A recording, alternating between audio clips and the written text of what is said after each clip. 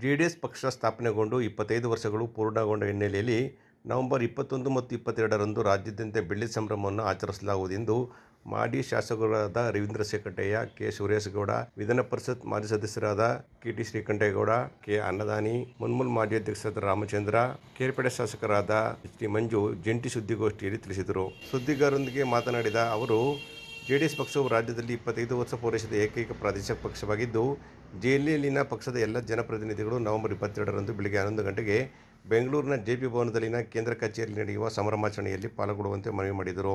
ರಾಜ್ಯದ ಜನತೆ ಜೆಡಿಎಸ್ ಪಕ್ಷಕ್ಕೆ ಒಂದು ಪ್ರಧಾನಿ ಹಾಗೂ 3 ಬಾರಿ ಮುಖ್ಯಮಂತ್ರಿ ಹುದ್ದೆಗಳನ್ನು ನೀಡಿದೆ. ದೇವೇಗೌಡರು 11 ತಿಂಗಳ ಪ್ರಧಾನಿ ಅವಧಿಯಲ್ಲಿ ದೇಶದ ರೈತರಿಗೆ ಹಾಗೂ ನೀರಾವರಿ ಕ್ಷೇತ್ರಕ್ಕೆ ಅಪಾರ ಕೊಡುಗೆ ನೀಡಿದ್ದಾರೆ ಅಂತ ರವೀಂದ್ರ ಶ್ರೀಕಂಠಯ್ಯ ತಿಳಿಸಿದರು. ಬೆಂಗಳೂರಿನ ಮೇಲ್ಸೇತುವೆ, ಐಟಿ-ಬಿಟಿ, ಮೆಟ್ರೋಗೆ ಕೊಡುಗೆ ನೀಡಿದ್ದಾರೆ ಅಂತ ಅವರು ಹೇಳಿದರು. ಎಚ್. ಡಿ. ಕುಮಾರಸ್ವಾಮಿ ಅವರು ಗ್ರಾಮ ವಾಸ್ತವ್ಯದ ಮೂಲಕ ಜನಸಾಮಾನ್ಯರ ಸಮಸ್ಯೆ ಆಲಿಸಿ ಸ್ಥಳದಲ್ಲೇ ಪರಿಹರಿಸುವ ಮೂಲಕ ಇಡೀ ದೇಶದ ಗಮನವನ್ನು ಸೆಳೆದಿದ್ದರು ಅಂತ ಮಾಜಿ ಶಾಸಕರುಗಳು ಸುದ್ದಿಗೋಷ್ಠಿಯಲ್ಲಿ ತಿಳಿಸಿದರು. ನಿರಂತರವಾಗಿ ರಾಜ್ಯದಲ್ಲಿ ರೈತರ ಆತ್ಮಹತ್ಯೆಗೆ ಒಳಗಾದಾಗ ರಾಜ್ಯಾದ್ಯಂತ ಸಂಚರಿಸಿ ರೈತರಿಗೆ, ಕುಟುಂಬಗಳಿಗೆ ಆತ್ಮಸ್ಥೈರ್ಯ ತುಂಬಿದ್ದಲ್ಲದೆ ತಾವು ಮುಖ್ಯಮಂತ್ರಿಯಾಗಿ ಅಧಿಕಾರ ಸ್ವೀಕರಿಸಿದೊಡನೆ ರೈತರ ಸಾಲ ಮನ್ನಾ ಮಾಡಿದ್ದವರು ಕುಮಾರಸ್ವಾಮಿ ಅಂತ ಅವರು ಬಣ್ಣಿಸಿದರು. ಬೆಳ್ಳಿ ಸಂಭ್ರಮಾಚರಣೆಯ ಪ್ರಯುಕ್ತ ರಾಜ್ಯದ ಎಲ್ಲ ವಿಧಾನಸಭಾ ಕ್ಷೇತ್ರಗಳಲ್ಲಿ ಜೆಡಿಎಸ್ ಪಕ್ಷದ ನಾಯಕರಾದ ಮಾಜಿ ಪ್ರಧಾನಿ ಎಚ್. ಡಿ. ದೇವೇಗೌಡ ಹಾಗೂ ಮಾಜಿ ಮುಖ್ಯಮಂತ್ರಿ ಮತ್ತು ಕೇಂದ್ರ ಸಚಿವ ಎಚ್. ಡಿ. ಕುಮಾರಸ್ವಾಮಿ ಅವರು ನೀಡಿದ ಕೊಡುಗೆಗಳನ್ನು ನೆನಪಿಸುವ ಕಾರ್ಯಕ್ರಮ ನಡೆಸಲಾಗುವುದು ಅಂತ ಹೇಳಿದರು. 100 ವರ್ಷಗಳನ್ನು ಪೂರೈಸಿದ ರಾಷ್ಟ್ರೀಯ ಪಕ್ಷ ತಾತ್ಕಾಲಿಕ ಆಮಿಷಗಳನ್ನು ನೀಡಿ ರಾಜಕೀಯ ಲಾಭ ಪಡೆದಿದೆ. ಬಿಹಾರ ಚುನಾವಣೆಯಲ್ಲಿ 6 ಅಂಕೆಗೆ ಇಳಿದಂತೆ ಮುಂದಿನ ಸಾರ್ವತ್ರಿಕ ಚುನಾವಣೆಯಲ್ಲೂ ಆ ಪಕ್ಷ ತಣ್ಣಗಾಗಲಿದೆ ಅಂತ ಭವಿಷ್ಯ ನುಡಿದರು. ನವೆಂಬರ್ 22ರಂದು ಜಿಲ್ಲೆಯ ಎಲ್ಲ ವಿಧಾನಸಭಾ ಕ್ಷೇತ್ರಗಳಿಂದ ತಲಾ 250-300 ಮಂದಿ ಗ್ರಾಮ ಪಂಚಾಯಿತಿಯಿಂದ ಹಿಡಿದು ಎಲ್ಲ ಹಾಲಿ ಮಾಜಿ ಅಧ್ಯಕ್ಷರು ಮತ್ತು ಜನಪ್ರತಿನಿಧಿಗಳು ಬೆಂಗಳೂರಿನ ಜೆಡಿಎಸ್ ಕೇಂದ್ರ ಕಚೇರಿಗೆ ತೆರಳಿ ಸಂಭ್ರಮಾಚರಣೆಯಲ್ಲಿ ಪಾಲ್ಗೊಳ್ಳಲಿದ್ದಾರೆ ಅಂತ ಅವರು ಮಾಹಿತಿಯನ್ನು ನೀಡಿದರು. ಪ್ರಾದೇಶಿಕ ಪಕ್ಷ 25 ವರ್ಷ ಪೂರೈಸಿದೆ ಅಂದರೆ ಆ ಪಕ್ಷ ನಡೆದು ಬಂದಂಥ ದಾರಿ ಮತ್ತು ಹೋರಾಟ ಜನರಿಗೆ ತಿಳಿಸ್ತಕ್ಕಂಥದ್ದು ಮುಖ್ಯ ಆಗತ್ತೆ. 25 ವರ್ಷದಲ್ಲಿ ನಮ್ಮ ಜೆ ಡಿ ಎಸ್ ಪಕ್ಷ ಅನೇಕ ಅವಕಾಶಗಳನ್ನ ರಾಜ್ಯ ಜನತೆ ನಮಗೆ ಕೊಟ್ಟಿದ್ದಾರೆ. ಒಂದು ಪ್ರಧಾನಿ ಸ್ಥಾನ ಮತ್ತು 3 ಮುಖ್ಯಮಂತ್ರಿ ಆಗುವಂಥ ಅವಕಾಶನ ಈ ಪ್ರಾದೇಶಿಕ ಪಕ್ಷಕ್ಕೆ ನಮ್ಮ ರಾಜ್ಯದ ಜನ ಅವಕಾಶ ಮಾಡಿಕೊಟ್ಟಿದ್ದಾರೆ. ಅದನ್ನು ಯಶಸ್ವಿಯಾಗಿ ನಡೆಸಿದಂಥ ನಮ್ಮ ನಾಯಕರುಗಳನ್ನ ನಾವು ಈ ಸಂದರ್ಭದಲ್ಲಿ ನೆನೆಸ್ಕೋಬೇಕಾಗತ್ತೆ. ಮತ್ತು ಈ ಪ್ರಾದೇಶಿಕ ಪಕ್ಷ ಕಟ್ಟಿ ಜನಸಾಮಾನ್ಯರ ಒಂದು ಪರಿಸ್ಥಿತಿನ ಅರ್ಥ ಮಾಡಿಕೊಂಡು ಅವರ ವಿಶ್ವಾಸ ಗೆಲ್ಲುವಂಥ ಕೆಲಸನ ಏನು 25 ವರ್ಷಗಳು ನಡೆದು ಬಂದಿದೆ ಅದನ್ನು ಒಂದು ರೌಂಡು ಮೆಲ್ಕಾಕಬೇಕಾಗ್ತದೆ. ಈ 100 ವರ್ಷ ಆಗಿರ್ತಕ್ಕಂಥ ಪಕ್ಷದ ಮುಖಂಡರುಗಳು ಕೆಲವರು ಮಾತಾಡ್ತಿದ್ರು, ಕೆಲವು ಪಕ್ಷಗಳು ಮುಳುಗೋಗ್ತಾ ಇದೆ, ಮುಂದೆ ಅದು ಇರೋದಿಲ್ಲ, 18ಕ್ಕೆ ಇಳಿದೋಯ್ತು, 19ಕ್ಕೆ ಇಳಿದೋಯ್ತು ಅಂತ ನಂಬರ್ಸ್ ಬಗ್ಗೆ ಮಾತಾಡ್ತಾಯಿದ್ರು. ಯಾಕೋ 3 ದಿವಸದಿಂದ ಯಾರೂ ಮಾತಾಡ್ತಾ ಇಲ್ಲ. ಯಾಕೆ ಅಂದರೆ ಅವ್ರ ಪರಿಸ್ಥಿತಿ ಪಾಪ ಬಿಹಾರಲ್ಲಿ 1 ಅಂಕೆಗೆ ಇಳಿದೋಯ್ತು, 6 ನಂಬರ್ಗೆ ಅವರು 100 ವರ್ಷ ರಾಜಕಾರಣ ಮಾಡಿದ ಪಕ್ಷ ಆ ಅಧೋಗತಿಗೆ ಬಂದಿದ್ದಾರೆ. ಇವತ್ತು 3 ದಿವಸದಿಂದ ಇಂಥದ್ದೆಲ್ಲ ಮಾತನ್ನ ಸಂಪೂರ್ಣವಾಗಿ ನಿಲ್ಲಿಸ್ಬಿಟ್ಟಿದ್ದಾರೆ. ಜಾತ್ಯತೀತ ಜನತಾದಳ ದೇವೇಗೌಡರ ನಾಯಕತ್ವದಲ್ಲಿ ನಮ್ಮ ಜನಪ್ರಿಯ ಮಾಜಿ ಮುಖ್ಯಮಂತ್ರಿಗಳು ಮತ್ತು ಪಕ್ಷದ ಅಧ್ಯಕ್ಷರಾದಂಥ ಕುಮಾರಣ್ಣವರ ನಾಯಕತ್ವದಲ್ಲಿ ಸದಾ ಭದ್ರವಾಗಿರುತ್ತೆ. ಮುಂದೊಂದು ದಿವಸದಲ್ಲಿ ಮತ್ತೆ ಜನಸಾಮಾನ್ಯರಿಗೆ ಸ್ಪಂದಿಸುವಂಥ ಸರ್ಕಾರ ಬರುತ್ತೆ. ಆ ನಿಟ್ಟಿನಲ್ಲಿ ಜೆ ಡಿ ಎಸ್ ಮುಂದಾಗಿದೆ. ನಾವೆಲ್ಲರೂ ಸೇರಿ ಪಕ್ಷನ ಬಲಪಡಿಸ್ತೀವಿ ಅಂತ ಹೇಳ್ತಾ, ಜನತಾದಳ ಜಾತ್ಯತೀತ ಪಕ್ಷ ಉದಯವಾಗಿ 25 ವರ್ಷ ತುಂಬೋದ್ರಿಂದ ಒಂದು ಸಿಲ್ವರ್ ಜೂಬ್ಲಿ ಬೆಳ್ಳಿ ಹಬ್ಬವನ್ನು ಆಚರಣೆ ಮಾಡ್ತಾಯಿದ್ದೀವಿ. ಅದಕ್ಕೆ ಪೂರ್ವ ತಯಾರಿಯಾಗಿ ಎಲ್ಲ ರಾಜ್ಯದ ಮುಖಂಡರುಗಳು, ಅಲ್ಲಿ ಶಾಸಕರು, ಮಾಜಿ ಶಾಸಕರು, ಮಾಜಿ ಸಚಿವರು ಒಳಗೂಡಿ ಪುರುಷ ಜೊತೆ ಮಾಡ್ಕೊಂಡಿದ್ವಿ.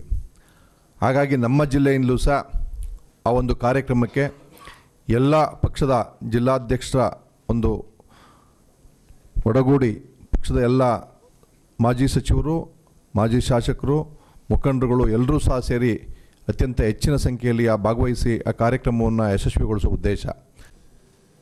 ಬೆಳ್ಳಿ ಹಬ್ಬವನ್ನು 21-22ನೇ ತಾರೀಕು ರಾಷ್ಟ್ರೀಯ ಕಾರ್ಯಕಾರಿಣಿ ಮಾಡೋ ಮೂಲಕ ಆಚರಿಸ್ತಾ ಇದ್ದೀವಿ.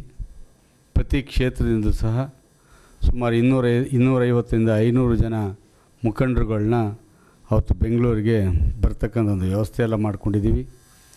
ನಮ್ಮ ಪಕ್ಷದ ಹಿರಿಯ ನಾಯಕರಾದಂಥ ದೇವೇಗೌಡ ಅಪ್ಪಾಜಿಯವರು, ಕುಮಾರಸ್ವಾಮಿಯವರು ಅವರ ಸಾಧನೆಗಳನ್ನ ಮುಂದಿಟ್ಟುಕೊಂಡು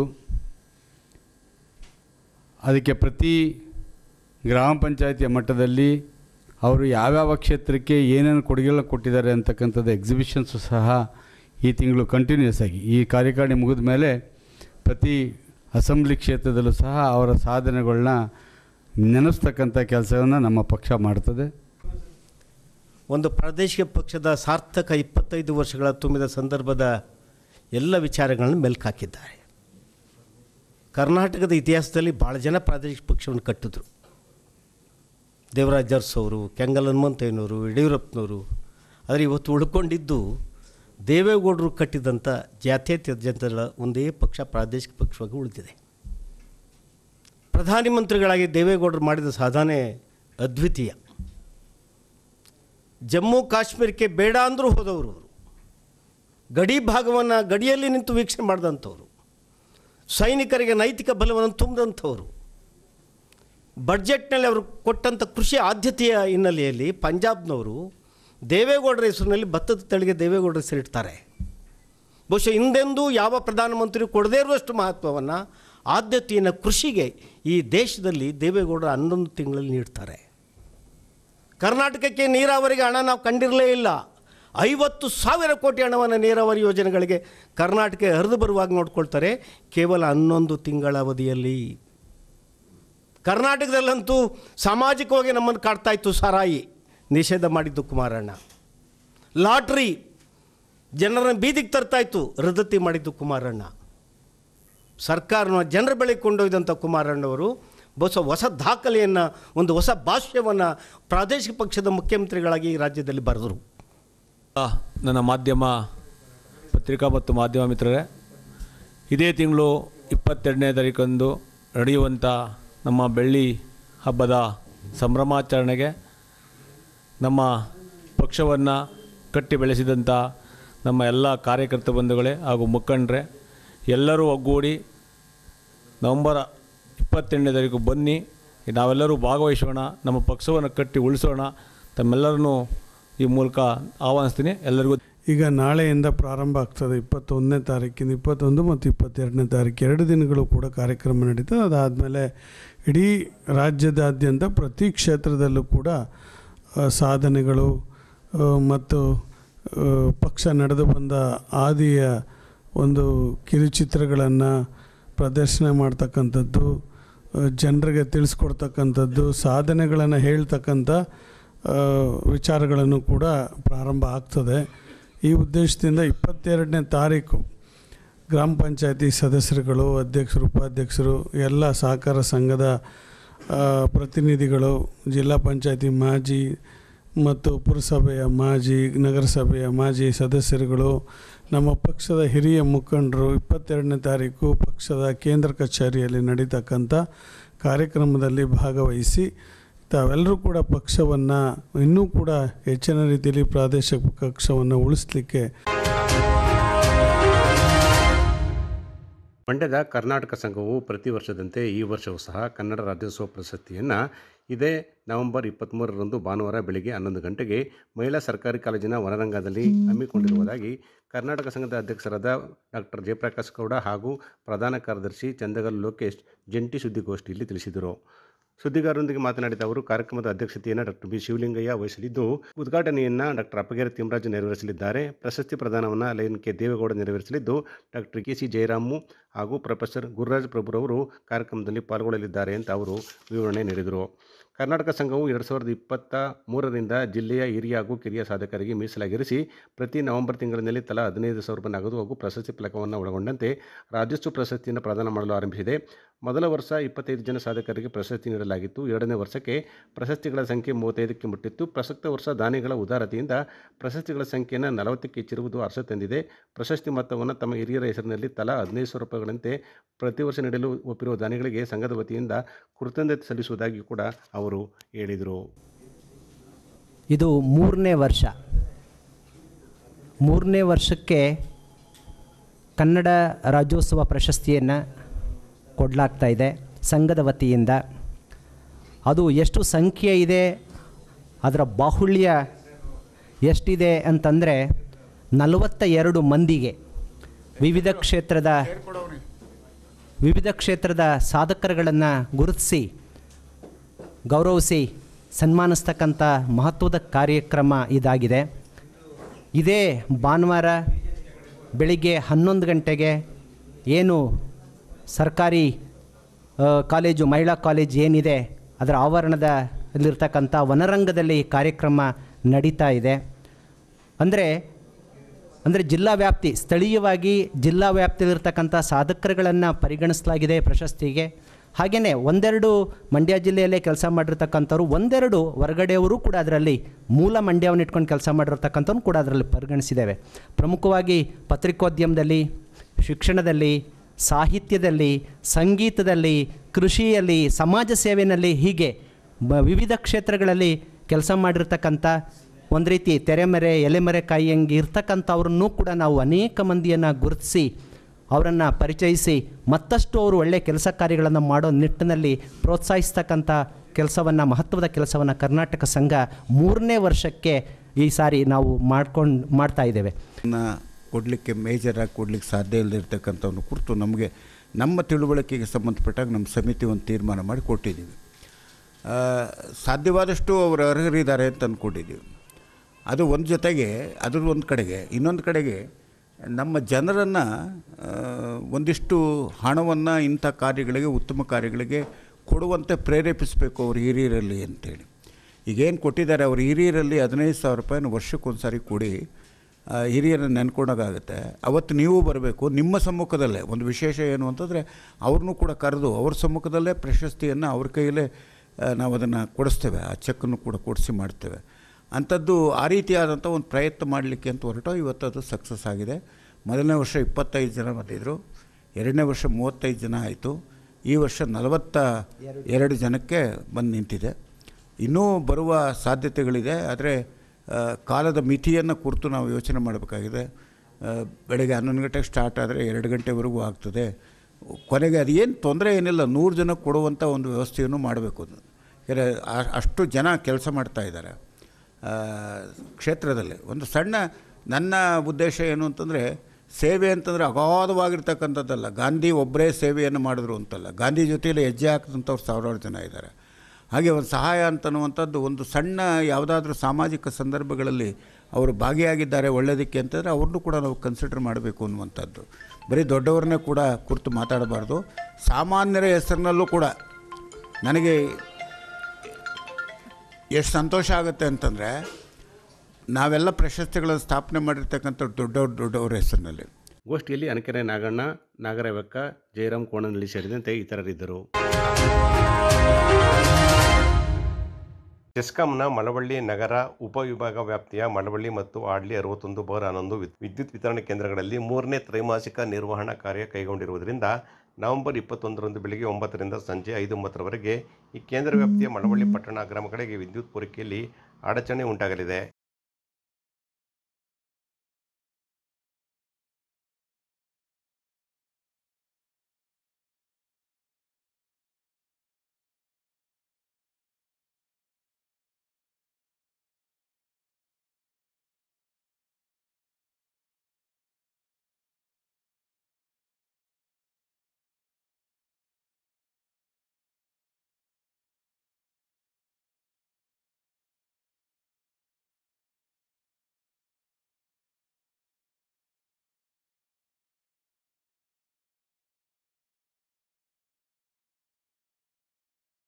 ಈ ಕುರಿತು ಮಧ್ಯಾಹ್ನ 12 ಗಂಟೆ ಸಮಯದಲ್ಲಿ ಮಳವಳ್ಳಿ ಪಟ್ಟಣದಲ್ಲಿ ಪ್ರಕಟಣೆ ಹೊರಡಿಸಿರುವ ಚೆಸ್ಕಾಂನ ಮಳವಳ್ಳಿ ವಿಭಾಗದ ಕಾರ್ಯಪಾಲಕ ಅಭಿಯಂತರರಾದ ಪುಟ್ಟಸ್ವಾಮಿ ಅವರು ಶುಕ್ರವಾರ ಬೆಳಗ್ಗೆ 9ರಿಂದ ಸಾಯಂಕಾಲ 5:30ರವರೆಗೆ ಮಳವಳ್ಳಿ ಪಟ್ಟಣ, ನಿಡಘಟ್ಟ, ಕಂದೆಗಾಲ, ಚೋಳನಹಳ್ಳಿ, ಗಾಜನೂರು, ಗೌಡಗೆರೆ ಸೇರಿದಂತೆ ಅನೇಕ ಹಳ್ಳಿಗಳಲ್ಲಿ ವಿದ್ಯುತ್ ವ್ಯತ್ಯಯ ಉಂಟಾಗಿದೆ ಅಂತ ಅವರು ಹೇಳಿದ್ದು ಗ್ರಾಹಕರು ಸಹಕರಿಸುವಂತೆ ಮನವಿ ಮಾಡಿದ್ದಾರೆ. ಮಂಡ್ಯ ನಗರದ ಕಾಳಿಕಾಂಬ ಶ್ರಮಿಕ ನಗರದಲ್ಲಿ ಮನೆಗಳನ್ನು ಕಟ್ಟದೆ ವಿಳಂಬ ಧೋರಣೆ ತೋರುತ್ತಿರುವ ಸ್ಲಂ ಬೋರ್ಡ್ ಶಾಸಕರು, ಜಿಲ್ಲಾ ಉಸ್ತುವಾರಿ ಸಚಿವರು ಮತ್ತು ಸರ್ಕಾರದ ನಡೆ ಖಂಡನಾರ್ಹ ಅಂತ ಜನಶಕ್ತಿ ಸಂಘಟನೆಯ ಜಿಲ್ಲಾ ಕಾರ್ಯದರ್ಶಿ ಎಂ ಸಿದ್ದರಾಜು ಆರೋಪ ಮಾಡಿದರು. ಸುದ್ದಿಗಾರರೊಂದಿಗೆ ಮಾತನಾಡಿದ ಅವರು, ಈ ಸ್ಥಳದಲ್ಲಿ ಸರ್ಕಾರದ ವತಿಯಿಂದ ಮನೆ ನಿರ್ಮಿಸಿಕೊಡುವಂತೆ ನ್ಯಾಯಾಲಯದಿಂದ 2 ಬಾರಿ ಆದೇಶ ನೀಡಿದರೂ ಅದನ್ನು ಪಾಲಿಸದೆ ಅಕ್ರಮ ಭೂ ಕಬಳಿಕೆದಾರರೊಂದಿಗೆ ಅಧಿಕಾರದಲ್ಲಿರುವ ನಾಯಕರು ಮತ್ತು ಅಧಿಕಾರಿಗಳು ಶಾಮೀಲಾಗಿದ್ದಾರೆ ಅಂತ ಹೇಳಿದರು.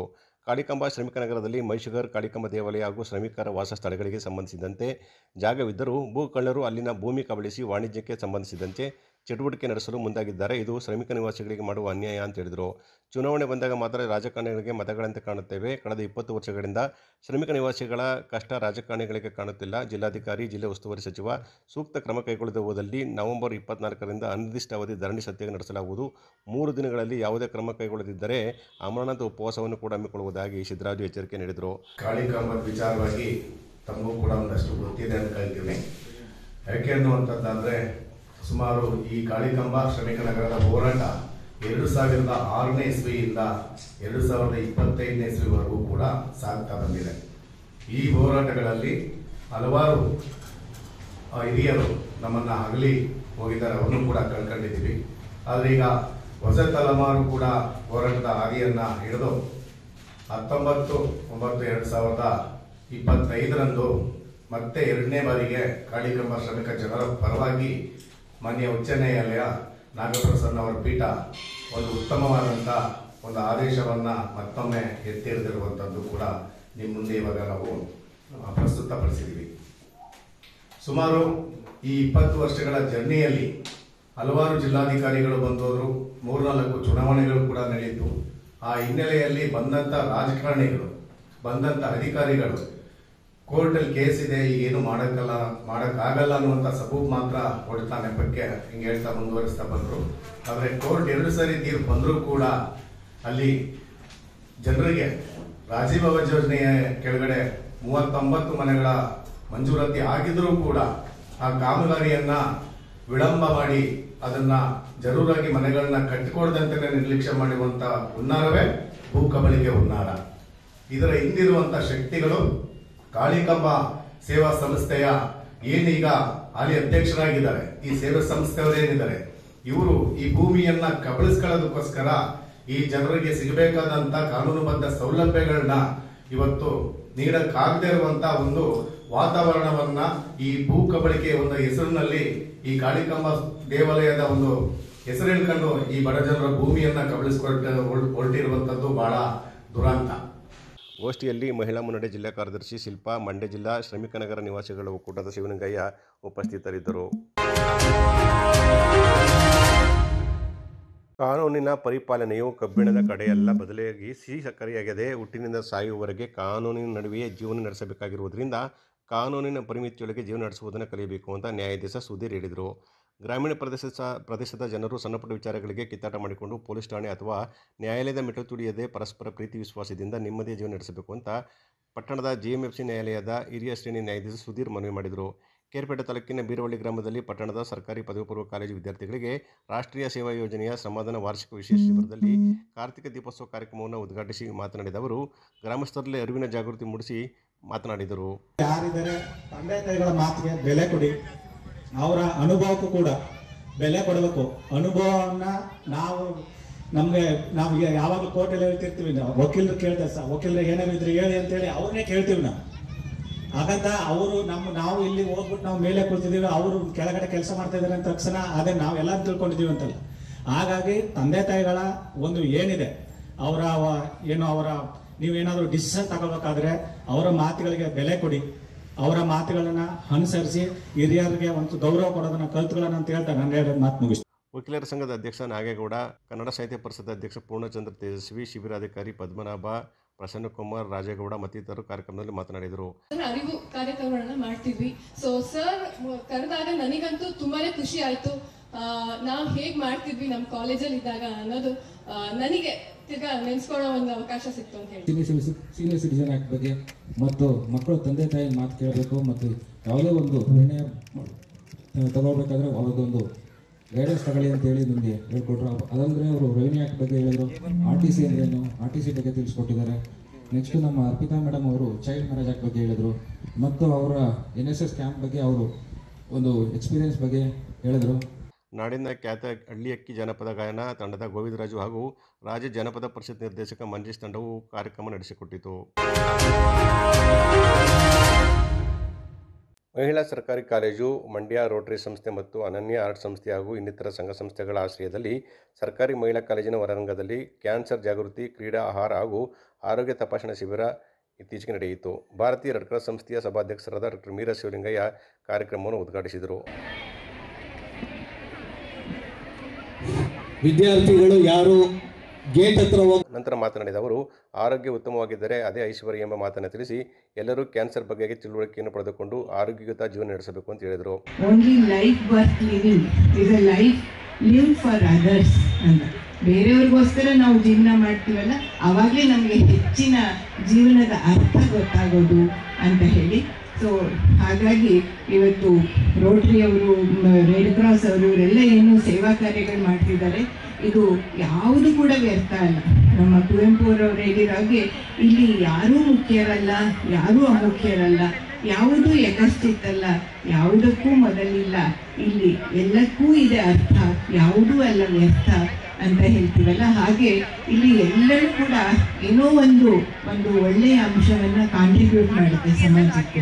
ಸೊ ಹಾಗೆ ಇವತ್ತು ಕ್ಯಾನ್ಸರ್ ಬಗ್ಗೆ, ಕ್ಯಾನ್ಸರ್ ಜಾಗೃತಿ ಬಗ್ಗೆ ಮತ್ತು ಕ್ರೀಡಾ, ಆಹಾರ ಹಾಗೂ ಆರೋಗ್ಯ ತಪಾಸಣಾ ಶಿಬಿರ ಇಲ್ಲಿ ಹಮ್ಮಿಕೊಂಡಿದ್ದಾರೆ. ನಾವು ಮೊದಲಿಂದ ಚಿಕ್ಕದ್ರಿಂದ ನಿಮ್ಮ ಪ್ರೈಮರಿ ಸ್ಕೂಲಿಂದ ಕೇಳಿದ್ದೀರ, prevention is better than cure ಅಂತ ಹೇಳಿ. ಸೊ ಔಷಧಿ ತಗೊಂಡು ವಾಸಿ ಮಾಡ್ಕೊಳ್ಳೋದಕ್ಕಿಂತ ಕಾಯಿಲೆನ, ಅದು ಕಾಯಿಲೆ ಬರೋದಕ್ಕೆ ಮುಂಚೆನೇ ನಾವು ಕೆಲವು ಮುನ್ನೆಚ್ಚರಿಕೆಗಳನ್ನು ತಗೊಂಡ್ರೆ ಆಗ ನಿಜಕ್ಕೂ ನಮ್ಮ ಜೀವನ ಒಂದು ಸಾಫಲ್ಯ ಆಗುತ್ತೆ. ಸ್ತ್ರೀರೋಗ ತಜ್ಞರಾದ ಡಾಕ್ಟರ್ ಮನೋಹರ್ ಮಾತನಾಡಿ, ಎಲ್ಲ ಹೆಣ್ಣು ಮಕ್ಕಳು ಕ್ಯಾನ್ಸರ್ ವಿರುದ್ಧದ ವ್ಯಾಕ್ಸಿನ್ 9ನೇ ವಯಸ್ಸಿನಿಂದ 14ನೇ ವಯಸ್ಸಿನಲ್ಲಿ, 15ನೇ ವಯಸ್ಸಿನಿಂದ 26ನೇ ವಯಸ್ಸಿನಲ್ಲಿ ಪಡೆದುಕೊಳ್ಳಲು ಹಾಗೂ ಸಕಾಲದಲ್ಲಿ ಸ್ತನ ಹಾಗೂ ಗರ್ಭಗಡ್ಡದ ಕ್ಯಾನ್ಸರ್ ತಪಾಸಣೆ ಮಾಡಿಸಿಕೊಳ್ಳುವ ಮೂಲಕ 98% ತಡೆಗಟ್ಟಬಹುದು. ಇದು ಬರಲು ಪ್ರಮುಖ ಕಾರಣ ಹ್ಯೂಮನ್ ಪ್ಯಾಪಿಲೋಮಾ ವೈರಸ್ ಆಗಿದೆ ಅಂತ ಅವರು ವಿವರಣೆಯನ್ನು ಕೂಡ ನೀಡಿದರು. 2025ರಲ್ಲಿ ನಾವು ಆಟೋಮೆಟಿಕ್ ಆಗಿ ನನಗೆ ಅಧ್ಯಕ್ಷ ಸ್ಥಾನ ಸಿಕ್ಕಿ ಯಾರೂ ಆಗ್ತಾ ಇಲ್ಲ. ಸೊ ಆಗ ನಾವು ಒಂದು ಶೀರ್ಷಿಕೆ ಇಟ್ಕೊಂಡು ಏನಾದರೂ ಒಂದು ಮಾಡಬೇಕು, ಬರೀ ನಾವು ವೈದ್ಯರುಗಳಿಗೆ ಮಾತ್ರ ನಾವು ಕಂಟಿನ್ಯೂಸ್ ಮೆಡಿಕಲ್ ಎಜುಕೇಷನ್, ಕಂಟಿನ್ಯೂಸ್ಲಿ ಕಾರ್ಯಾಗಾರವನ್ನು ಮಾಡ್ತೀವಿ, ನಾವು ಜನತೆಗೆ ಏನು ಮಾಡ್ತಾ ಇದ್ದೀವಿ ಅಂತ ಒಂದು ಕ್ವಶನ್ ಮಾರ್ಕ್ ಹಾಕ್ಕೊಂಡು ಒಂದು ಶೀರ್ಷಿಕೆ ಇಟ್ಕೊಂಡು, ಸೊ ಡಿಸೆಂಬರ್ ಶೀರ್ಷಿಕೆ ಇಟ್ಕೊಂಡು ಮಂಡ್ಯದ ಅದಿ ಅರೆಯದ, ಸೊ MOGS ನಡೆ ಸುಮಾರು ಪೇಪರ್ ನೋಡ್ತಾ ಇದ್ದೀನಿ ಈ ಕಾರ್ಯಕ್ರಮ. ಸೊ ಜಿಲ್ಲಾ ಆಡಳಿತ, ಹಳ್ಳಿಗಳ ನಡೆ, ಕುಮಾರಸ್ವಾಮಿ ಅವರು ಹೇಳಿದ್ರು, ಆ ಥರ ಪ್ರತಿಯೊಂದು ಇತ್ತು. ಸೊ ನಾನು ಅದನ್ನು ಮಾಡಿಫೈ ಮಾಡ್ಕೊಂಡ್ಬಿಟ್ಟು ಮಂಡ್ಯ OBC ಸೊಸೈಟಿಯ ನಡೆ, ಮಂಡ್ಯದ ಅದಿ ಅರೆಯದ ಹಾಗೂ ಮಹಿಳೆಯರ ಆರೋಗ್ಯದ ಕಡೆ ಅಂತ ಒಂದು ಥೀಮ್ ಇಟ್ಕೊಂಡೆ. ಸೊ ಇದುವರೆಗೂ ಯಾವ ಕಾರ್ಯಕ್ರಮವೂ ಮಾಡ್ತಾ ಇಲ್ಲ ನಾವು, ಅಂದರೆ ನೇರವಾಗಿ ನಾವು ಕಮ್ಯುನಿಟಿ ಸರ್ವಿಸ್ ಪ್ರೋಗ್ರಾಮ್ಸ್ ಅಂತ ಹೇಳ್ತೀವಿ, ಆ ಜಾಗೃತಿ ಕಾರ್ಯಕ್ರಮವನ್ನು ಹೋಗ್ತಾ ಇಲ್ಲ. ಸೊ ಅದೃಷ್ಟವಶಾತ್ ಏನಾಯಿತು, ಮದ್ದೂರಿಗೆ ನಮ್ಗೆ ಯಾವಾಗ ನೀಡಿದ್ರು. ಸೊ ವಿಮೆನ್ ಎಂಪವರ್ಮೆಂಟ್ ಅಂತ, ಮಹಿಳಾ ಸಬಲೀಕರಣ ಅಂತ 5% ಏನು ಸರ್ಕಾರದ ಅನುದಾನ ಇರುತ್ತೆ, ಆ ಒಂದು ಗ್ರಾಮ ಪಂಚಾಯತಿ ವತಿಯಿಂದ ನಮಗೆ ಒಂದು ಕಾರ್ಯಕ್ರಮಕ್ಕೆ ಒಂದು ಇನ್ವಿಟೇಷನ್ ಬಂತು. ಸೊ ಆ ಒಂದು ಕಾರ್ಯಕ್ರಮ ನಾವು ಶುರು ಮಾಡಿಕೊಂಡು ಮದ್ದೂರಲ್ಲಿ. ಸೊ ಆಗ ಮುಟ್ಟಿನ ಕಪ್ಪು ಅರಿವು ಕಾರ್ಯಕ್ರಮ, ಐ ಥಿಂಕ್ ಸುಮಾರು ಜನ ಪೇಪರ್ ಓದಿದ್ರಿ, ಐ ಥಿಂಕ್ ನಮ್ಮ ಸಹೋದ್ಯೋಗಿ ಆದಂಥ ಶಿಲ್ಪಾ ಮೇಡಮ್ ಅವರು ಬಂದು. ಡಾಕ್ಟರ್ ವಿದ್ಯಾ ಮಾತನಾಡಿ, ಕ್ಯಾನ್ಸರ್ ಲಕ್ಷಣಗಳ ಬಗ್ಗೆ ವಿವರಿಸಿ, ನಿರಂತರವಾಗಿರುವ ಗೆಡ್ಡೆಗಳು, ಅನಿಯಮಿತ ಮುಟ್ಟಿನ ಸ್ರಾವ ಕ್ಯಾನ್ಸರ್ ಇರಬಹುದಾಗಿದ್ದು ಇದಕ್ಕೆ ಪ್ರಮುಖ ಕಾರಣ ತಂಬಾಕು ಬಳಕೆ ಅಂತ ಹೇಳಿದರು. ಕಾರ್ಯಕ್ರಮದಲ್ಲಿ ಡಾಕ್ಟರ್ ಅರ್ಪಿತಾ, ಪ್ರಾಂಶುಪಾಲರಾದ ಗುರುರಾಜ ಪ್ರಭು ಹಾಗೂ ಸಂಪನ್ಮೂಲ ವ್ಯಕ್ತಿಗಳು ಭಾಗವಹಿಸಿದರು. CPIM ಸಂಘಟನೆ ವತಿಯಿಂದ ನವೆಂಬರ್ 1ರಿಂದ ಡಿಸೆಂಬರ್ 19ರವರೆಗೆ ಮನೆ ಭೇಟಿ ಸಹಿ ಸಂಗ್ರಹ ಹಾಗೂ ಡಿಸೆಂಬರ್ 21ರ ಭಾನುವಾರ ಬೆಂಗಳೂರಿನಲ್ಲಿ ರಾಜ್ಯಾದ್ಯಂತ ಜನಾಂದೋಲನ ಮತ್ತು ಬೃಹತ್ ಪ್ರತಿಭಟನಾ ಬಹಿರಂಗ ಸಭೆಯನ್ನು ಹಮ್ಮಿಕೊಂಡಿರುವುದಾಗಿ CPIMನ ಮುಖಂಡರಾದ ಸಿ ಕುಮಾರಿ ತಿಳಿಸಿದರು. ಸುದ್ದಿಗಾರರೊಂದಿಗೆ ಮಾತನಾಡಿದ ಅವರು, ಕಾವೇರಿ ನದಿಯಿಂದ ಬೆಂಗಳೂರಿಗೆ ನೀರು ಪೂರೈಸಲು 5ನೇ ಹಂತದ ಯೋಜನೆಯನ್ನು ರೂಪಿಸಲಾಗುತ್ತಿದೆ. 5ನೇ ಹಂತದ ಯೋಜನೆ ಜಾರಿಯಾದರೆ ಮಂಡ್ಯ ಜಿಲ್ಲೆಯ ಕೃಷಿ ಮತ್ತು ಕೃಷಿ ಸಂಬಂಧಿತ ಚಟುವಟಿಕೆಗಳ ಮೇಲೆ ಗಂಭೀರ ಪರಿಣಾಮ ಉಂಟಾಗಲಿದೆ ಅಂತ ಹೇಳಿದರು. ಎಲ್ಲ ಬೆಳೆಗಳಿಗೆ ಒಟ್ಟಾರೆ ಉತ್ಪಾದನಾ ವೆಚ್ಚಕ್ಕೆ 60% ಲಾಭಾಂಶ ಸೇರಿಸಿ ಕನಿಷ್ಠ ಬೆಂಬಲ ಬೆಲೆ ಕಾಯ್ದೆ ಜಾರಿ ಮಾಡಬೇಕು, ರೈತಾಧಾರಿತ ಕೃಷಿ ರಕ್ಷಿಸಬೇಕು ಅಂತ ಒತ್ತಾಯಿಸಿದರು. ಉದ್ಯೋಗ ಖಾತ್ರಿ ಯೋಜನೆಗೆ ಕೇಂದ್ರ ಸರ್ಕಾರ ನಿರಂತರವಾಗಿ ಅನುದಾನ ಕಡಿತ ಮಾಡುತ್ತಿದೆ. ಇದರಿಂದಾಗಿ ಕಾರ್ಮಿಕರಿಗೆ ಕೆಲಸ ನಿರಾಕರಣೆ, ಕೂಲಿ ಪಾವತಿಯನ್ನು ವಿಳಂಬ ಮಾಡಲಾಗುತ್ತಿದೆ ಅಂತ ಹೇಳಿದರು. ಬಲವಂತದ ಅನಗತ್ಯವಾದ ಭೂಸ್ವಾಧೀನ ನಿಲ್ಲಿಸಬೇಕು. ಬಿಜೆಪಿ ಸರ್ಕಾರದಲ್ಲಿ ಕಾಲದಲ್ಲಿ ಜಾರಿಗೊಳಿಸಿದ ಭೂ ಸುಧಾರಣಾ ತಿದ್ದುಪಡಿ ಕಾಯ್ದೆ, APMC ತಿದ್ದುಪಡಿ ಕಾಯ್ದೆ, ಜಾನುವಾರು ಹತ್ಯೆ ಪ್ರತಿಬಂಧಕ ಕಾಯ್ದೆಗಳನ್ನು ವಾಪಸ್ ಪಡೆಯಬೇಕು ಅಂತ ಅವರು ಆಗ್ರಹಿಸಿದರು. ಇದರ ಜೊತೆಗೆ RSSನ ಮತೀಯ ದಾಳಿಗಳಿಂದಾಗಿ ಅಲ್ಪಸಂಖ್ಯಾತರು ಆತಂಕದರಾಗಿದ್ದಾರೆ. ನಿರಂತರ ಅಪಪ್ರಚಾರ, ಸುಳ್ಳುಗಳನ್ನು ಹೇಳುವ ಮೂಲಕ ಅಲ್ಪಸಂಖ್ಯಾತರಲ್ಲಿ ಪರಕೀಯತೆ ಆತಂಕ ಮೂಡುತ್ತಿದೆ ಅಂತ ಅವರು ಆತಂಕವನ್ನು ವ್ಯಕ್ತಪಡಿಸಿದರು. ಬೆಂಗಳೂರು ಮೈಸೂರು ಹೆದ್ದಾರಿ ಕಳಪೆ ಕಾಮಗಾರಿಯ ಬಗ್ಗೆ ಸಮಗ್ರ ತನಿಖೆ ಆಗಬೇಕು ಅಂತಲೂ ಅವರು ಒತ್ತಾಯಿಸಿದರು. ಭಾರತ ಕಮ್ಯುನಿಸ್ಟ್ ಪಕ್ಷ ಮಾರ್ಕ್ಸ್ವಾದಿ ಇದರ ಒಂದು ರಾಜಕೀಯ ಪ್ರಚಾರ ಆಂದೋಲನ, ಮನೆ ಮನೆ ಭೇಟಿ, ಸಹಿ ಸಂಗ್ರಹ ಮತ್ತು ನಿಧಿ ಸಂಗ್ರಹ ಕಾರ್ಯಕ್ರಮ 1 ತಿಂಗಳ ಅಭಿಯಾನ ಇದೆ. ಇದು ಡಿಸೆಂಬರ್ 21ಕ್ಕೆ ಬೆಂಗಳೂರಿನಲ್ಲಿ ಬಹಿರಂಗ ಸಭೆಯ ಮೂಲಕ ಅಂತ್ಯ ಆಗುತ್ತೆ. ಭಾಳ ಮುಖ್ಯವಾಗಿ CPIM ಪಕ್ಷ ದುಡಿಯುವ ಜನರ ಪಕ್ಷ, ದುಡಿಯುವ ಜನರ ಧ್ವನಿಯಾಗಿ ಈ ದೇಶದ ಆರ್ಥಿಕತೆಗೆ ಬಹುದೊಡ್ಡ ಕೊಡುಗೆ ಕೊಡ್ತಾ ಇರುವ ಕಾರ್ಮಿಕ ವರ್ಗ, ರೈತಾಪಿ ವರ್ಗ, ಅವರ ಧ್ವನಿಯಾಗಿ ಕೆಲಸ ಮಾಡ್ತಾ ಇರುವ ರಾಷ್ಟ್ರದ ಒಂದು 6ನೇ ಅತಿ ದೊಡ್ಡ ಪಕ್ಷವಾಗಿ CPIM ಹೊರಹೊಮ್ಮಿದೆ. ಪಕ್ಕದ ರಾಜ್ಯದಲ್ಲೇ ಆಳ್ವಿಕೆಯನ್ನು ಮಾಡ್ತಾ ಇದೆ CPIM ನೇತೃತ್ವದಲ್ಲಿ ಎಡ ಸರ್ಕಾರ. ಹಾಗೆ ಕೇರಳದಲ್ಲಿ ಈಗಾಗಲೇ CPIM ಪಶ್ಚಿಮ ಬಂಗಾಳ, ತ್ರಿಪುರದಲ್ಲಿ ದೀರ್ಘಕಾಲ ಆಳ್ವಿಕೆ ಮಾಡಿದೆ. ಮೊನ್ನೆ ಬಿಹಾರ ಚುನಾವಣೆಯಲ್ಲಿ ನಾವು 1 ಸೀಟ್ MLA ಕೂಡ ಗೆದ್ದಿದ್ದೀವಿ. ಕೆಲವು ಕಡೆ ಈಗಾಗಲೇ 4 MP ಸೀಟು, 1 ರಾಜ್ಯಸಭೆ ಸದಸ್ಯರಿದ್ದಾರೆ.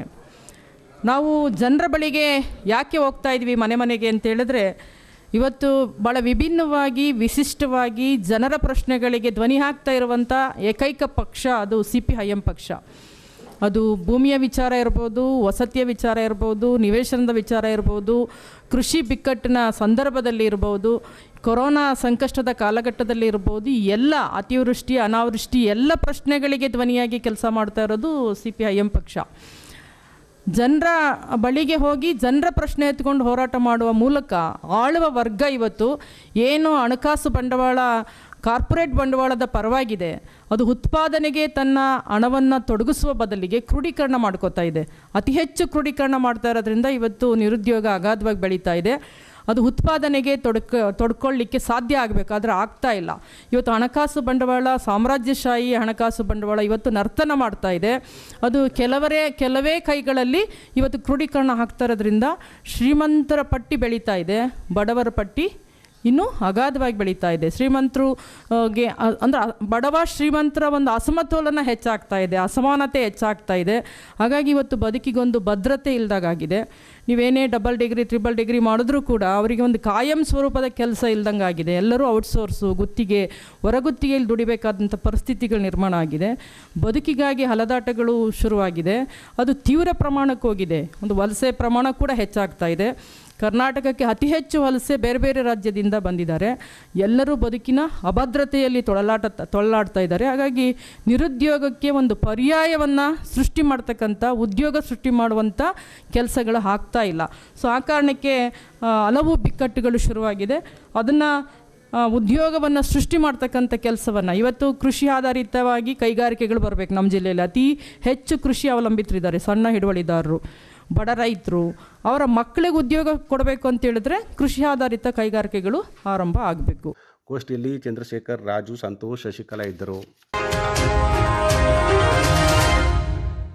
ಬೇಬಿ ಗ್ರಾಮದ ಸರ್ಕಾರಿ ಶಾಲೆಗೆ ರೋಟರಿ ಕಾವೇರಿ ಶ್ರೀ ವತಿಯಿಂದ ಕ್ರೀಡಾ ಸಾಮಗ್ರಿಗಳನ್ನು ವಿತರಣೆ ಮಾಡಿತು. ಶಿಕ್ಷಣದ ಜೊತೆಗೆ ಕ್ರೀಡೆಗಳಿಗೂ ಹೆಚ್ಚು ಒತ್ತು ಕೊಡಬೇಕು. ಇಂದಿನ ದಿನಮಾನಗಳಲ್ಲಿ ಗ್ರಾಮೀಣ ಭಾಗದ ಆಟಗಳು ಕಣ್ಮರೆಯಾಗುತ್ತಿವೆ. ಎಲ್ಲ ಶಾಲೆಗಳಲ್ಲಿ ಮಕ್ಕಳಲ್ಲಿ ಆಟಗಳ ಬಗ್ಗೆ ಜಾಗೃತಿ ಮೂಡಿಸಬೇಕಂತ ರೋಟರಿ ಕಾವೇರಿ ಶ್ರೀ ಅಧ್ಯಕ್ಷರಾದ KS ಶಿವಲಿಂಗಪ್ಪ ಸಲಹೆ ನೀಡಿದರು. DMS ಚಂದ್ರವನ ಆಶ್ರಮದ ಸಹಯೋಗದೊಂದಿಗೆ ರೋಟರಿ ಕಾವೇರಿ ಶ್ರೀ ವತಿಯಿಂದ ಪಾಂಡುಪುರ ತಾಲೂಕಿನ ಬೇಬಿ ಗ್ರಾಮದ ಸರ್ಕಾರಿ ಹಿರಿಯ ಪ್ರಾಥಮಿಕ ಶಾಲೆಗೆ ಮಕ್ಕಳು ದೈಹಿಕವಾಗಿ ಸದೃಢರಾಗಲು ಆಟೋಪಕರಣಗಳನ್ನು ವಿತರಿಸಲಾಯಿತು.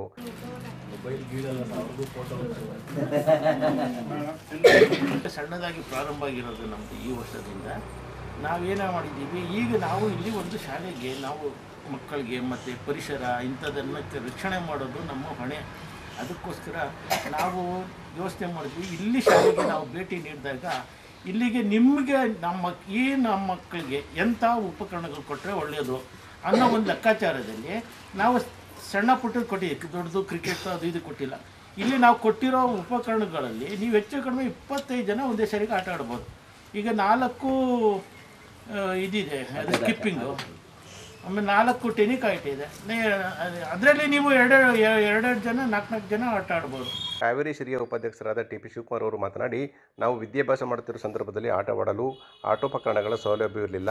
ರೋಟರಿಯಂತಹ ಅನೇಕ ಸಂಸ್ಥೆಗಳು ಸರ್ಕಾರಿ ಶಾಲೆಗಳಿಗೆ ತೆರಳಿ ಸಾಕಷ್ಟು ಆಟದ ಸಾಮಗ್ರಿಗಳನ್ನು ನೀಡುತ್ತಿವೆ. ಇದನ್ನು ಎಲ್ಲ ಮಕ್ಕಳು ಸದುಪಯೋಗಪಡಿಸಿಕೊಳ್ಬೇಕು ಅಂತ ಹೇಳಿದರು. ಈ ಥರದ್ದೆಲ್ಲ ಆಟ ಸಾಮಾನು ಜೊತೆಗೆ ಚೆನ್ನಾಗಿ ಓದೋದು, ನಿಮಗೆ ಹೆಚ್ಚಿನಾಗಿ ಗುರುತಿಸುವಂಥದ್ದು ಮಾಸ್ಟರ್ ಕೆಲಸ. ನಿಮ್ಮನ್ನ ಮಾಸ್ಟರ್ನ ಗುರುತಿಸೋದು ಶಿಕ್ಷಕರ ಸ್ಟೂಡೆಂಟ್ಸ್ಗಳು ಎಷ್ಟೋ ಜನ ಹೋಗಿರ್ತಾರೆ. ಅವ್ರನ್ನೆಲ್ಲಾರ ಕಂಡಾಗ ವಯಸ್ಸಾದ ಅಂದ್ರು, ಅವ್ರಿಗೆ ಈಗ 55-45 ವರ್ಷ ಆಗದೆ ಬಂದು ಸುತ್ತೂರು ಮಠದ ಹತ್ರ ಕೈ ಮುಗಿದ್ರು.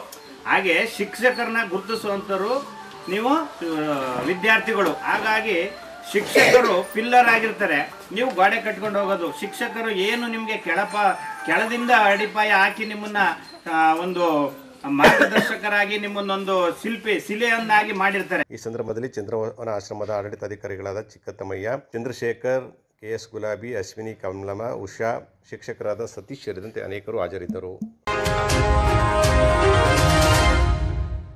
ಮಳವಳ್ಳಿ ಕ್ಷೇತ್ರದ ಶಾಸಕರು, ರಾಜ್ಯ ಮಾಲಿನ್ಯ ನಿಯಂತ್ರಣ ಮಂಡಳಿ ಅಧ್ಯಕ್ಷರು ಆದ PM ನರೇಂದ್ರ ಸ್ವಾಮಿ ಅವರ ಕುರಿತು, ಜೊತೆಗೆ ಕಾಂಗ್ರೆಸ್ ಪಕ್ಷದ ಕಾರ್ಯಕರ್ತರ ಕುರಿತು ಮಾಡಿರುವ ಟೀಕೆಗಳಿಗೆ ಕಾಂಗ್ರೆಸ್ ಮುಖಂಡ MP ಶಿವಕುಮಾರ್ ಬಹಿರಂಗ ಕ್ಷಮೆಯಾಚಿಸಿದ್ದಾರೆ.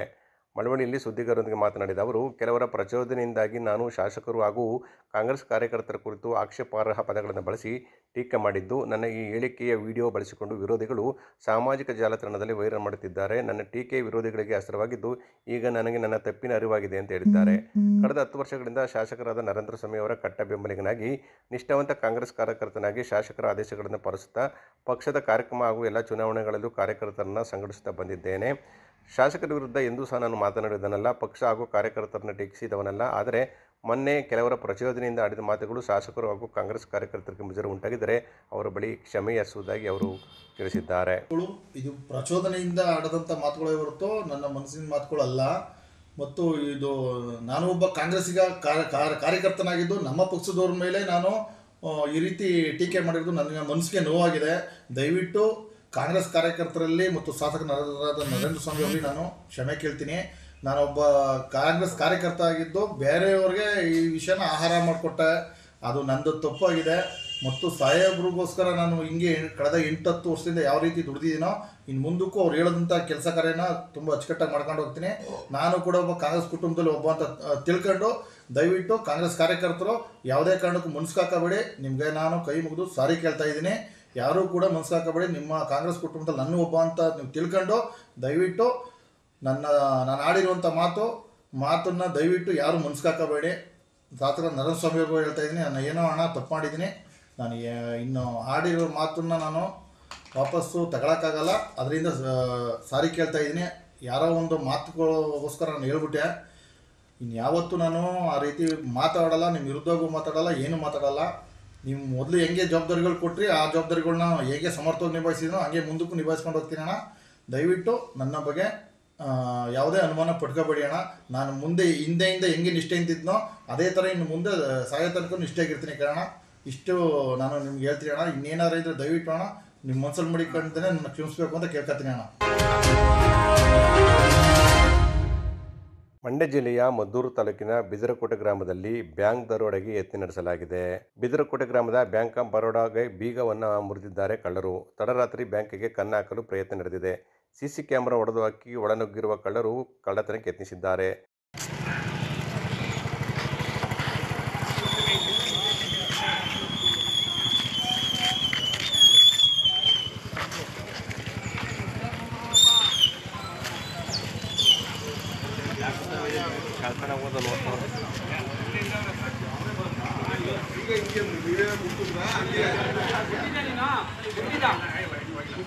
ಸ್ಥಳಕ್ಕೆ ಕೊಪ್ಪ ಪೊಲೀಸರು ಭೇಟಿ ನೀಡಿ ಪರಿಶೀಲನೆ ನಡೆಸಿದ್ದಾರೆ. ಶ್ವಾನದಳದಿಂದ ಕಳ್ಳರಿಗಾಗಿ ಶೋಧ ಕಾರ್ಯ ನಡೆದಿದೆ. ಈ ಸಂಬಂಧ ಕೊಪ್ಪ ಪೊಲೀಸ್ ಠಾಣೆಯಲ್ಲಿ ಪ್ರಕರಣ ಕೂಡ ದಾಖಲಾಗಿದೆ. ಡಿಸೆಂಬರ್ 5, 6, 7ರಂದು ಮಂಡ್ಯದಲ್ಲಿ ಅದ್ದೂರಿ ಕೃಷಿ ಮೇಳ ನಡೆಯಲಿರುವ ಹಿನ್ನೆಲೆಯಲ್ಲಿ ಕೃಷಿ ಮೇಳ ಪ್ರಚಾರ ಜಾಥಾಕ್ಕೆ ಜಿಲ್ಲಾಧಿಕಾರಿಗಳಿಂದ ಅದ್ದೂರಿ ಚಾಲನೆ ನೀಡಲಾಯಿತು. ಮಂಡ್ಯದ ಜಿಲ್ಲಾಧಿಕಾರಿ ಕಚೇರಿ ಬಳಿ ಜಿಲ್ಲಾಧಿಕಾರಿ ಡಾಕ್ಟರ್ ಕುಮಾರ್ ಅವರು ಚಾಲನೆ ನೀಡಿದರು.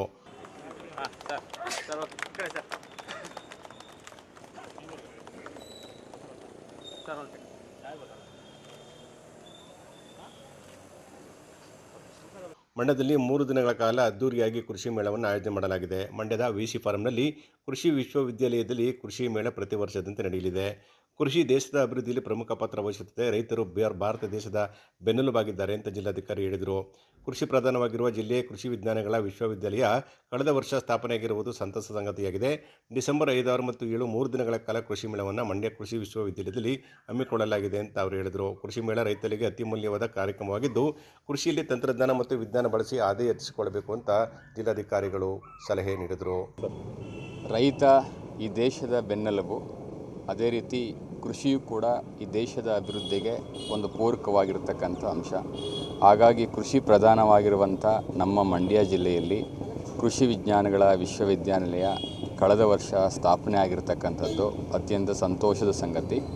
ಇದು ಈ ಒಂದು ಮಂಡ್ಯ ಜಿಲ್ಲೆಗೆ ಒಂದು ದೊಡ್ಡ ಮೆರುಗನ್ನು ಕೊಡುವಂಥ ಸಂಗತಿ ಅಂತ ನಾನು ಹೇಳಲಿಕ್ಕೆ ಇಚ್ಛೆಪಡ್ತೇನೆ. ಕೃಷಿ ವಿಜ್ಞಾನಗಳ ವಿಶ್ವವಿದ್ಯಾನಿಲಯ ಸ್ಥಾಪನೆ ಆದ ನಂತರ ಬಹುಶಃ 6 ತಿಂಗಳ ಅವಧಿನಲ್ಲಿ ಈಗಾಗಲೇ UGC ಅನುಮೋದನೆಯನ್ನು ಕೂಡ ಪಡೆದುಕೊಂಡಿರುವಂಥದ್ದು ಇದರ ಒಂದು ಸಾಧನೆಗೆ ಮತ್ತಷ್ಟು ಒಂದು ಮೆರುಗನ್ನು ನೀಡಿದೆ.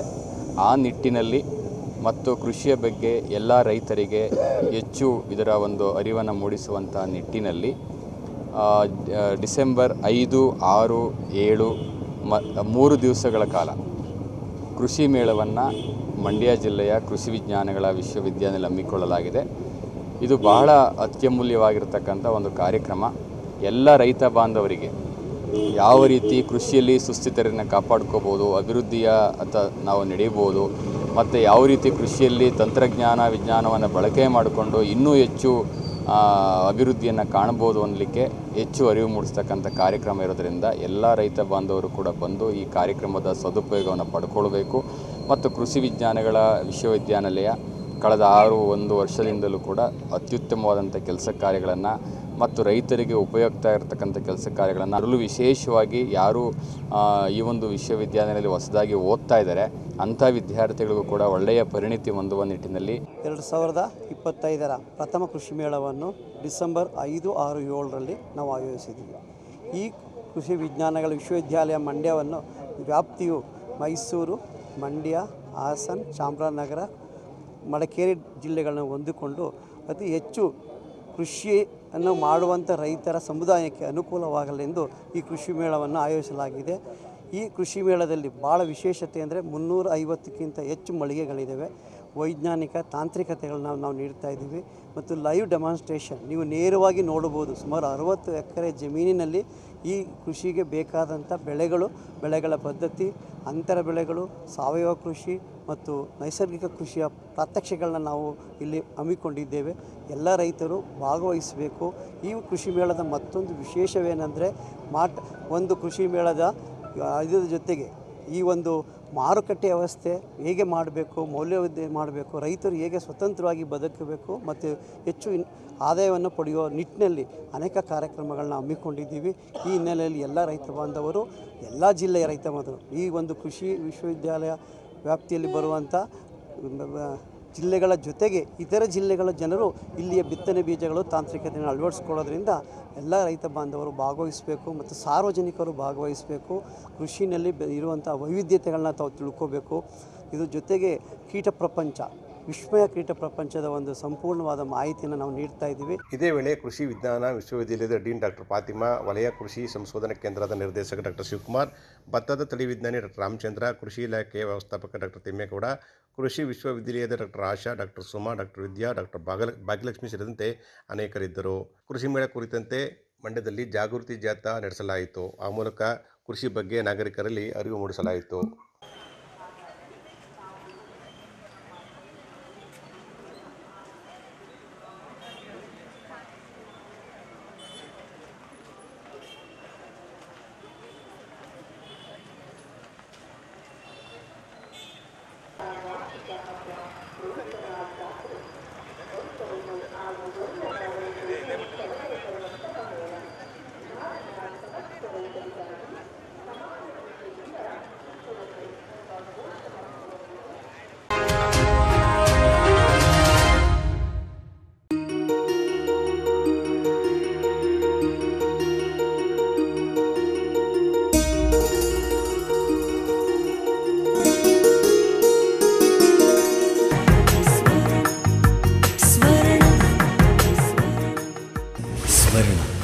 ಇದು ಬಾಂಧವ್ಯಗಳ ಬೆಸುಗೆ